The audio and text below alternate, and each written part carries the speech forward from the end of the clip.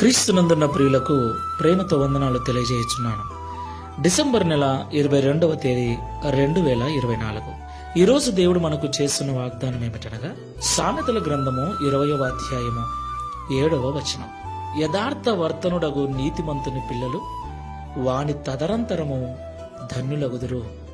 ఆమేన్. నా ప్రియమైన సహోదరి సహోదరులారా, ఈ లోకంలో పిల్లలు కలిగిన ప్రతి తల్లిదండ్రి తమ సుఖాలను, తమ ఆరోగ్యాన్ని, తమ ప్రాణాలను సైతం లెక్క చేయకుండా తాము ఏమైపోయినా పర్లేదు, పిల్లలు బాగుండాలని, ఉన్నంత వరకే కాదు మేము పోయిన తర్వాత కూడా పిల్లలు ఇబ్బంది పడకూడదని వారి కొరకు ఎంతో ప్రయాసపడుతున్నారు.